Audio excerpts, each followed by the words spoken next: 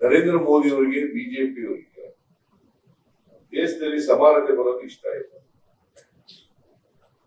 ಸಮಾನತೆ ಬರೋದು ಇಷ್ಟ ಇಲ್ಲ, ಸಾಮಾಜಿಕ ನ್ಯಾಯದಲ್ಲಿ ನಂಬಿಕೆ ಇಲ್ಲ, ಸಂವಿಧಾನದಲ್ಲಿ ನಂಬಿಕೆ ಇಲ್ಲ, ಪ್ರಜಾಪ್ರಭುತ್ವದಲ್ಲಿ ನಂಬಿಕೆ ಇಲ್ಲ. ಅದಕ್ಕೋಸ್ಕರ ಸಂವಿಧಾನವನ್ನೇ ಬದಲಾವಣೆ ಮಾಡಬೇಕು ಅಂತೇಳಿ ಓಡ್ತಿದ್ದಾರೆ. ನೆಹರೂರವರು ಸಂವಿಧಾನ ಗಟ್ಟಿಯಾಗಲಿಕ್ಕೆ ಪ್ರಯತ್ನ, ನಮ್ಮ ಸಂವಿಧಾನ ಗಟ್ಟಿಯಾಗಬೇಕು. ಯಾಕಂದ್ರೆ ಅವರು ಕಾನ್ಸ್ಟಿಟ್ಯೂಯೆಂಟ್ ಅಸೆಂಬ್ಲಿನಲ್ಲಿ ಮೆಂಬರ್ ಕೂಡ ಆಗಿದ್ದಾರೆ, ಕಾನ್ಸ್ಟಿಟ್ಯೂಯೆಂಟ್ ಅಸೆಂಬ್ಲಿನಲ್ಲಿ ಕೂಡ ಮೆಂಬರ್ ಆಗಿದೆ. ಯಾರ ಸ್ನೇಹಿತರು ಬರ್ಕೊಂಡಿದ್ದಾರೆ ಇವ್ರ ಕಾಲದಲ್ಲಿ HMT, BEL, BHEL, IISc, ITI, IIT,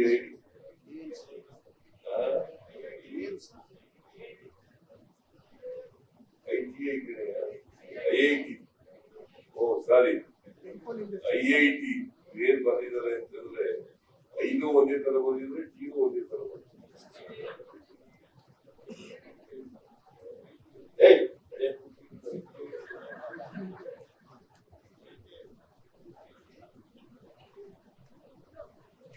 ನನಗೆ ಯಾಕೆ ನೋಡಿ ಈ ಮಧ್ಯದಲ್ಲಿ ಚೀಟಿ ಕೊಡೋದಿಲ್ಲ,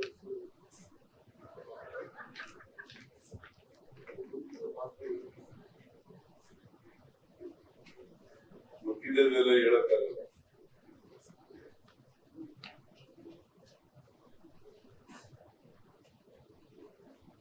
ವೈಜ್ಞಾನಿಕತೆ ವೈಚಾರಿಕತೆ ಯಾಕೆ ಮಕ್ಕಳ ಮೇಲೆ ಅಪಾರ ಬರುತ್ತೆ ಇದೆಲ್ಲ. ಎಲ್ಲ ಮಕ್ಕಳು ಈಗ ರಾಣಿಯರು, ಈಗ ಸೈನಿಕರು, ಈಗ ಹೋರಾಟ ಮಾಡಬೇಕ ಮುಖಂಡರುಗಳು ಅವರೆಲ್ಲ ವೇಷ ಧರಿಸಿಕೊಂಡು ಬಂದಿದ್ದಾರೆ. ದೇಶ ಸ್ವಾತಂತ್ರ್ಯ ಆಗ್ಲಿಕ್ಕೆ, ಸ್ವಾತಂತ್ರ್ಯ ಹೋರಾಟದಲ್ಲಿ ಈ ಜೀವನವನ್ನ ತೊಡಗಿಸಿಕೊಂಡಿದ್ದಂಥವ್ರು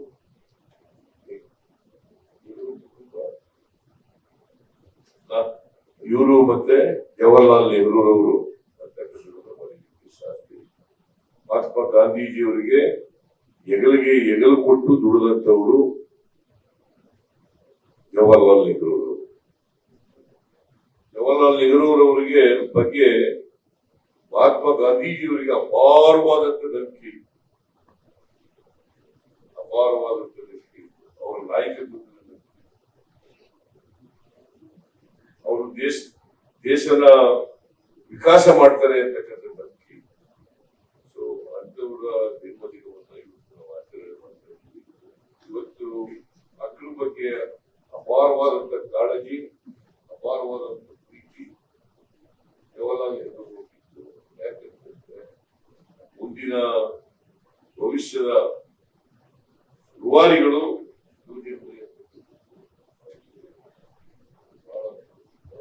ಹಾಗಾಗಿ ಮಕ್ಕಳನ್ನ ಬಹಳ ಪ್ರೀತಿಸ್ತಾ ಇದ್ರು.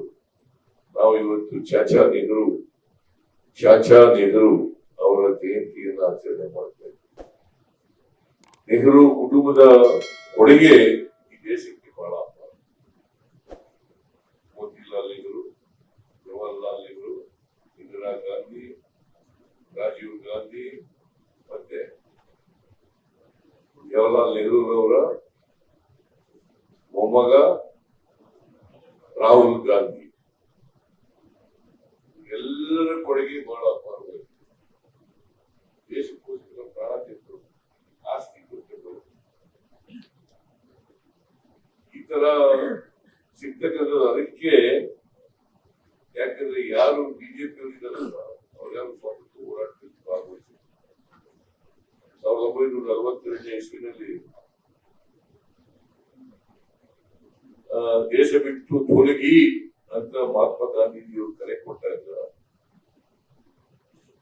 ಅವರು ಬ್ರಿಟಿಷರ ಜೊತೆ ಸೇರ್ಕೊಂಡು ಬೆಂಬಲಿಸಿದವರು ಭಾರತೀಯ ಜನತಾ.